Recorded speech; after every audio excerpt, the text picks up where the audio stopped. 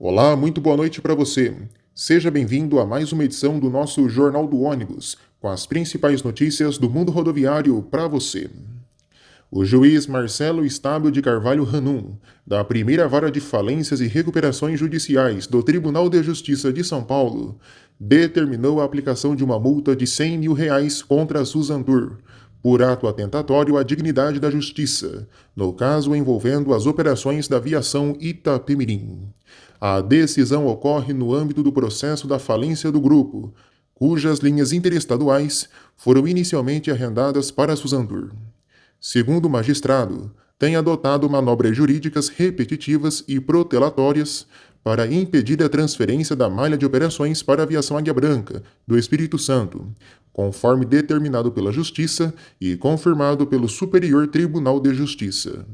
O juiz ressaltou que a conduta da Suzantur tem causado prejuízos diretos para os credores da massa falida, especialmente trabalhadores, e que a insistência em apresentar recursos já analisados e rejeitados configura tentativa deliberada de descumprir ordens judiciais. Caso a multa não seja paga em 15 dias, pode haver a apreensão de bens da Suzantur. Além da penalidade, o magistrado homologou o contrato de arrendamento em favor da aviação Águia Branca, que anteriormente ofereceu R$ 3,02 milhões por mês para a massa falida, valor considerado significativamente maior ao da Suzantur, que pagava R$ 200 mil mensais ou 1,5% do valor líquido das vendas. O prazo de 60 dias para a transição das operações foi fixado até 22 de outubro de 2025. A NTT já atestou a plena capacidade operacional da aviação Águia Branca, enquanto o CAD, Conselho Administrativo de Defesa Econômica, ao contrário do que a Suzantur alega, não se manifestou contra o novo arrendamento, mas apenas instaurou um processo de acompanhamento do futuro leilão das linhas. Paralelamente, a Suzantur mais uma vez ingressou com representação no CAD, afirmando que a Águia Branca estaria concentrando o mercado. A empresa capixaba rebateu, acusando a rival do ABC Paulista de ser ela quem pratica a concentração de mercado, ao permanecer além do prazo original de arrendamento e tentar manter vantagens indevidas sobre essas linhas. Com a decisão, a Justiça reforça que a Suzantur já não é mais a arrendatária das linhas e deve deixar as operações, dando início imediato à transição para a aviação Águia Branca, que já iniciou a contratação de mais de 400 motoristas para assumir a malha interestadual da Itapemirim. E ainda no âmbito dessa briga judicial, a Águia Branca segue demonstrando sua força. A empresa diz que tem plenas condições de concluir a transição em até 60 dias, como determina a Justiça. A companhia também afirmou que já tem 119 ônibus disponibilizados para a operação. Promete manter as marcas e identidades visuais da Itapemirim, seguindo à risca os pontos do contrato, assim como os guichês e uniformes, prometendo ainda promoções. A Águia Branca diz que a Itapemirim vai ter ganhos de qualidade em relação ao atendimento atual. A Mercedes-Benz deve lançar uma versão mais potente do O500 RS-DD para bater de frente com modelos Volvo e Scania de 500 cavalos. Deverá ser o modelo 2753.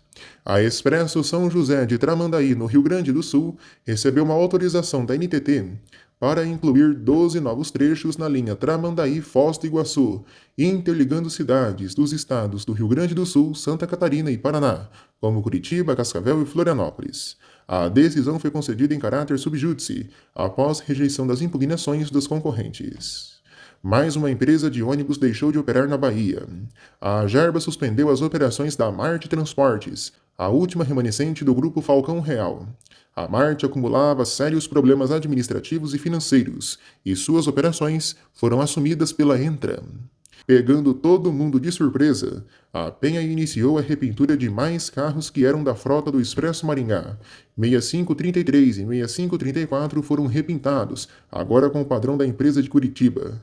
Mais carros devem passar em breve por esse processo. A SP Trans confirmou que a Ambiental Transportes recebeu uma autorização para retirar de forma definitiva os trólebus da linha 408A/10, Machado de Assis Cardoso de Almeida, a linha mais antiga do país com esse tipo de veículo em operação desde o ano de 1949. Os veículos ligados à rede elétrica serão substituídos por ônibus movidos a bateria, equipados com ar-condicionado, rede Wi-Fi e tomadas USB. A decisão resultou também na baixa de 12 trólebus da frota municipal, reduzindo o número total para 189 unidades.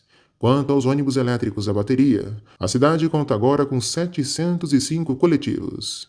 A justificativa oficial é a modernização da frota, já que os modelos de trólebus não possuem certos itens de conforto que os veículos elétricos, tendo também uma manutenção mais cara. Porém, a mudança ocorre em meio a críticas de especialistas. Entidades e pesquisadores defendem que a rede de trólebus é uma infraestrutura subutilizada, onde apenas 50% da capacidade atual é aproveitada e que poderia ser modernizada ou adaptada para recarregar baterias de ônibus. Para eles, trocar o elétrico por elétrico é um contrassenso, já que São Paulo enfrenta dificuldades para cumprir metas de eletrificação de frota, por falta de infraestrutura de recarga. A prefeitura já indicou que pretende desativar gradualmente os trólebus da cidade e encerrar o sistema com a chegada do VLT no centro, prevista entre 2029 e 2030.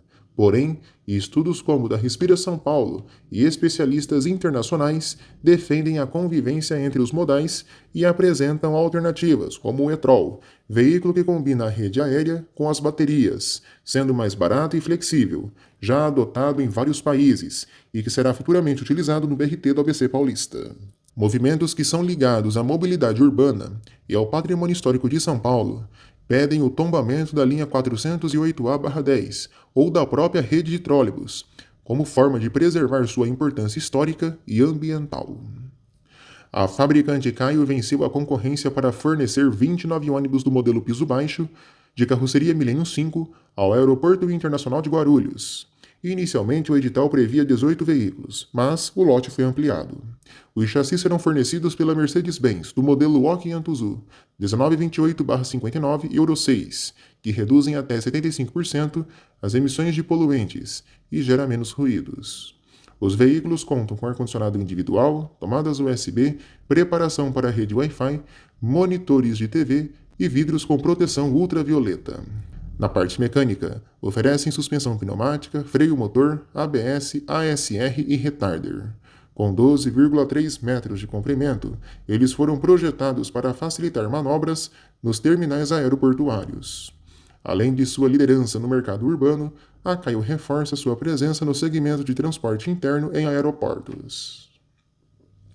O Tribunal Superior do Trabalho decidiu que cobradores de ônibus com intervalos intrajornadas superiores a 2 horas não têm direito a horas extras ou indenizações, desde que a prática esteja prevista em acordo coletivo.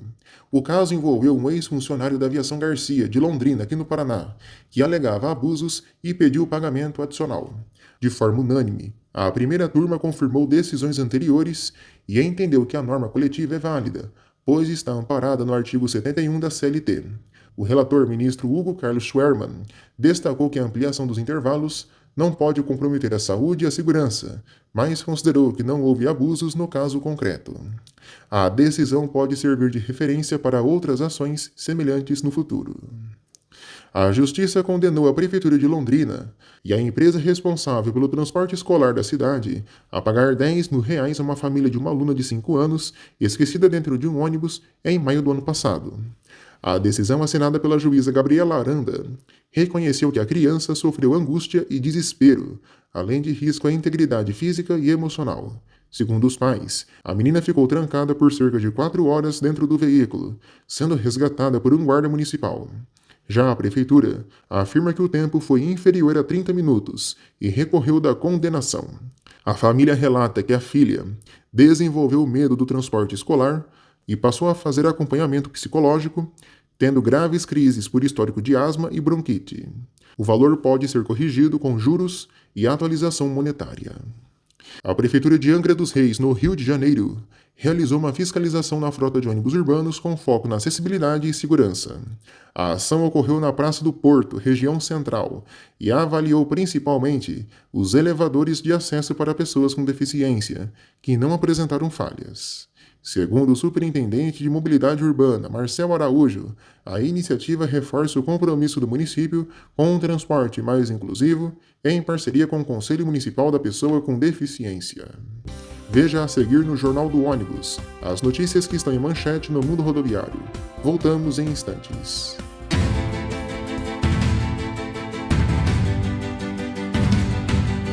A Prefeitura do Rio de Janeiro autorizou um chamamento público para testes com ônibus elétricos na cidade.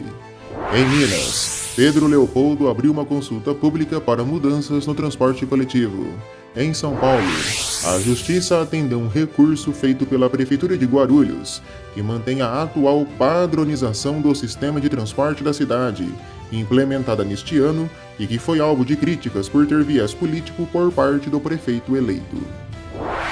O governo de Goiás reduziu em 95% a alíquota do ICMS sobre o biometano e o GNV, visando a renovação da frota de ônibus com a tecnologia. Os governos de Goiás e do Distrito Federal solicitaram a prorrogação da suspensão do reajuste das passagens de ônibus na região do entorno. Feira de Santana, na Bahia, iniciou os testes com o ônibus elétrico da Ranger Bus. A Caio confirmou que o novo E-Millennium BRT já tem mais de 300 unidades encomendadas. Essas foram as principais notícias em manchete desta edição.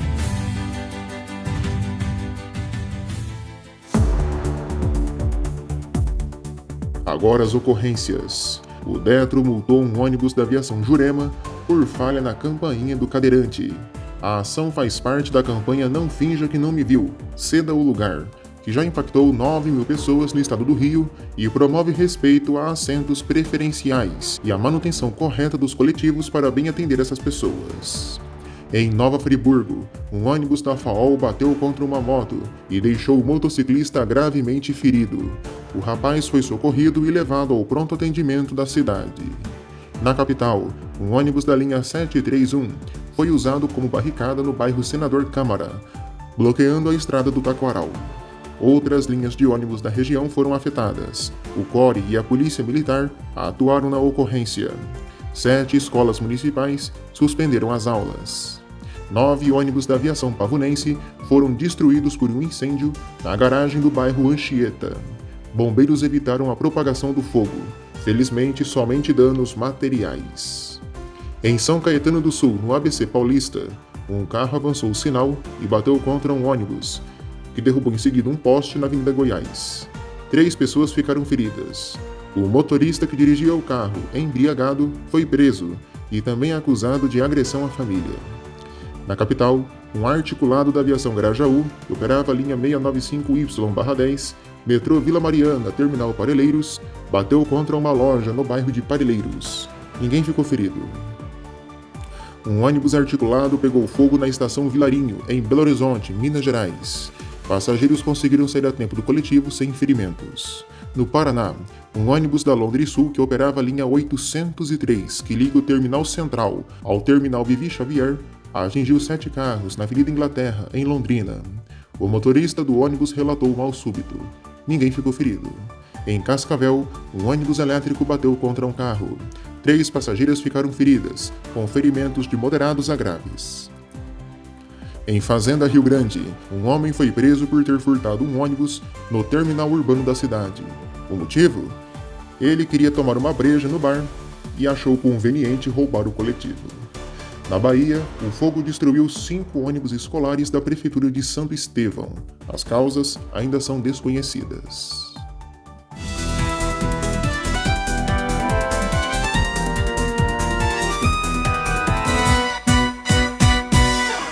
A voz do povo aqui no Jornal do Ônibus.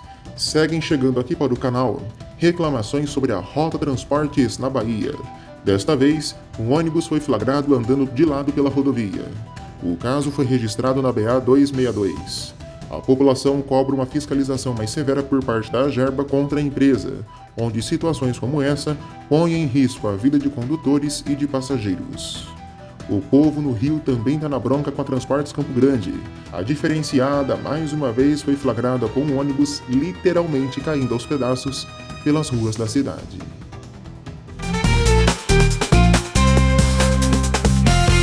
O O nosso destaque do dia é esse micro-ônibus que está pelas ruas de Natal, no Rio Grande do Norte, até o próximo dia 28. O Hacklab Volante reúne obras de arte eletrônicas, oficinas e atividades educativas gratuitas em escolas e espaços culturais. O projeto já passou por 30 cidades e segue depois para João Pessoa e Recife.